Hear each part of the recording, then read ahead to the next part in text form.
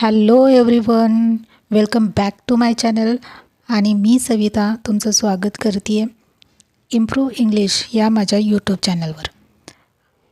So friends, आपण एक series सुरू केली आहे इंग्लिश व्होकॅब्युलरीसाठी आणि यामध्ये रोज आपण 10 शब्दांचा परिपाठ करतो आहोत. We are learn every day 10 words and today is our 4th day. So let's start. तर आजचा आपला पहिला शब्द आहे अंडरस्टँड. अंडरस्टँड म्हणजे उमगणे किंवा समजणे. याला आपण कॉम्प्रेहेंड असं सुद्धा म्हणतो. आणि याचा अँटोनिम आहे कन्फ्यूज. आणि sentence I understand this lesson. Now our second word is improve.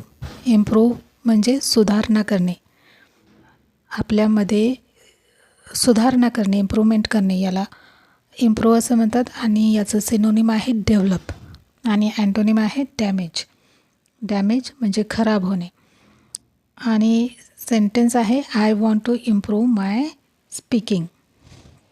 नाव आपला थर्ड वर्ड आहे मिस्टेक. मिस्टेक मीन्स चूक, इरर ज्याला आपण म्हणतो. आणि अँटोनिम आहे correctness.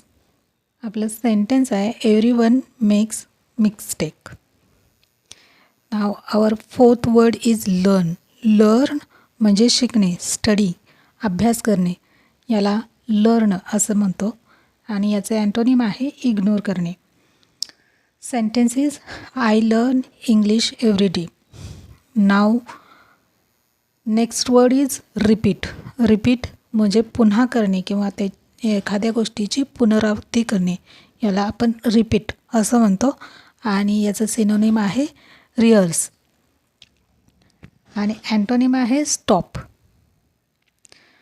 Sentences please repeat the sentence. Now our next word is remember. Remember म्हणजे लक्षात ठेवणे, रिकॉल करणे, यालाच आपण रिमेंबर असे म्हणतो. आणि याचं अँटोनिम आहे फॉरगेट, विसरून जाणे. आणि आपलं सेंटेन्स आहे remember these new words. Now our next word is conversation. Conversation means संभाषण. आणि याला सिनोनिम आहे डिस्कशन. आणि याचं अँटोनिम आहे सायलेन्स. आणि सेंटेन्स पाहूया.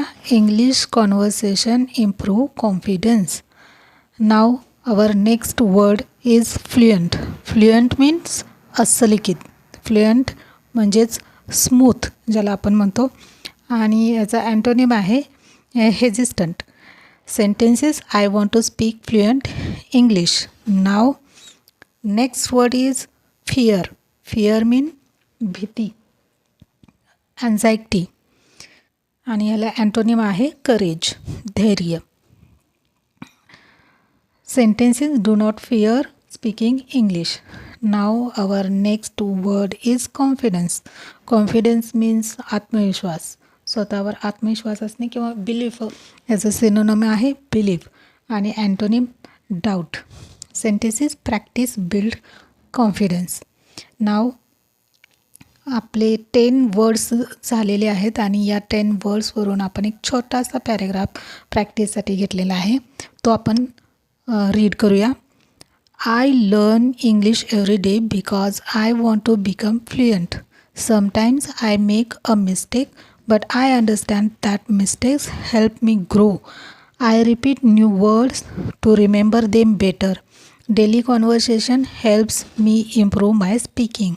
I remove my fear and build confidence through practice. पहा किती सोपा आहे ना पॅरेग्राफ. आज घेतलेल्या 10 वर्ड्सपासूनच आपण हा पॅरेग्राफ तयार केलेला आहे. आणि अगदी साधी आणि सोपी वाक्यरचना केलेली आहे. तुम्ही जर बिगिनर असाल किंवा इंग्लिश बोलण्याचा किंवा शिकण्याचा प्रयत्न करत असाल तर अशा सोप्या सोप्या शब्दांपासून आणि सोप्या सोप्या वाक्यांपासून आपण आपली इंग्लिश शिकण्याची इच्छा पूर्ण करू शकतो. त्यासाठी माझ्या इम्प्रूव्ह इंग्लिश या चॅनेलला सबस्क्राईब करा आणि माझा व्हिडिओ आवडला असल्यास नक्कीच लाईक करा आणि हा व्हिडिओ तुमच्या नवीन इंग्लिश शिकणाऱ्या मित्रांबरोबर शेअर करा. Thank you for watching.